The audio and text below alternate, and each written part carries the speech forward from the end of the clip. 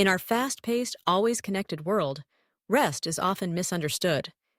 Many people equate stillness with laziness, and taking time to do nothing is sometimes seen as a sign of weakness or lack of ambition. But what if we've gotten it all wrong? What if rest isn't the enemy of productivity, but rather its secret ally? What if, instead of leading to stagnation, intentional rest fuels creativity, resilience, and even growth? Let's explore why rest isn't lazy and discover the remarkable power of doing nothing. From the moment we wake up, we're encouraged to be productive.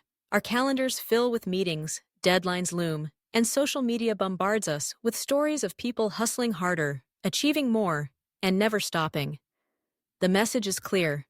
To be valuable, we must always be busy. Yet, this relentless pursuit of productivity can come at a cost. Burnout, anxiety, and chronic exhaustion have become common experiences. In this environment, the idea of rest, of deliberately stepping back and doing nothing, can feel almost radical. But rest is not just the absence of work.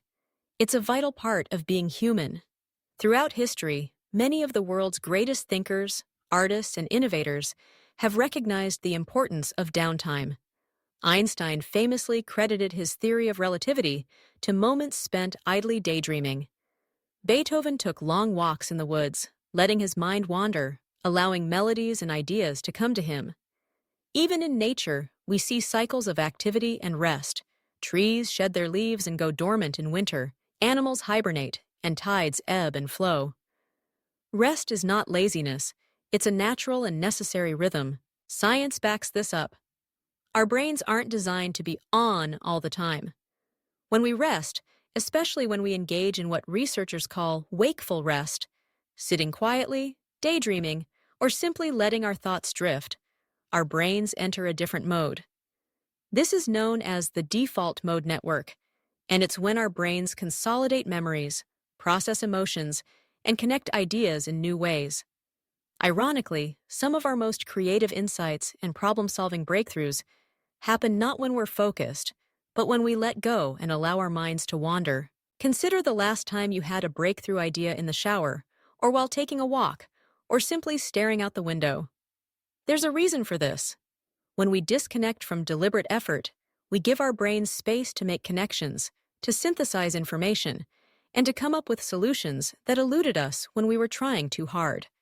Far from being wasted time, these moments of rest are often the birthplace of innovation. Rest also has profound benefits for our physical health. Chronic stress and overwork can lead to a host of problems: weakened immune systems, increased risk of heart disease, and even impaired cognitive function. On the other hand, regular rest, whether it's through sleep, meditation, or simply taking breaks throughout the day, helps the body repair and recharge. Our muscles recover, our hormones rebalance, and our minds reset. Rest doesn't just make us feel better, it makes us more effective in everything we do. Yet despite all this evidence, many of us still struggle to embrace rest. Guilt creeps in when we slow down. We fear falling behind, being judged, or missing out. But what if we reframed the way we think about rest? What if, instead of seeing it as a luxury or an indulgence, we recognized it for what it truly is: an essential part of a balanced, meaningful life? Doing nothing can be uncomfortable at first. We're so used to being distracted, to filling every spare moment with screens, notifications, and to-do lists, that stillness can feel unfamiliar, even unsettling. But with practice, we can relearn the art of rest.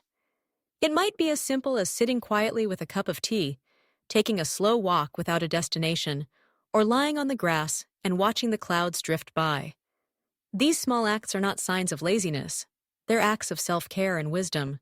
Cultivating rest also means setting boundaries.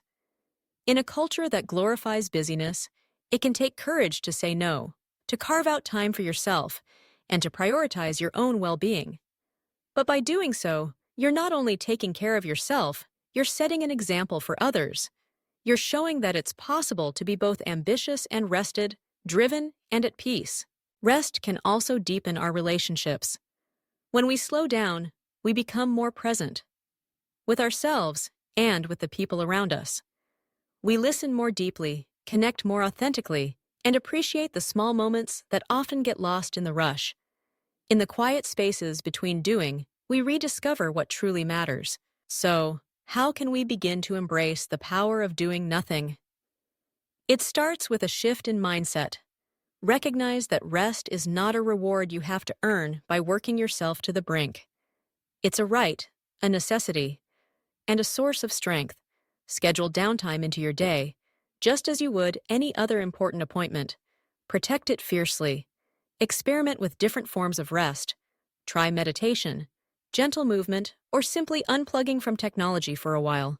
Notice what happens when you allow yourself to do nothing. You may find that your creativity blossoms, your energy returns, and your mood improves. You might discover that you're more productive, not in spite of rest, but because of it. Over time, you'll learn to trust that rest is not a detour from your goals, but a powerful part of the journey. In a world that constantly pushes us to do more, choosing to rest is a radical act.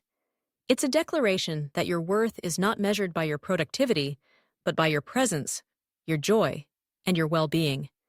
The next time you feel the urge to keep going, to push through, or to fill every empty moment, pause. Remember that rest isn't lazy. It's wise. It's powerful. And sometimes, the most important thing you can do is nothing at all.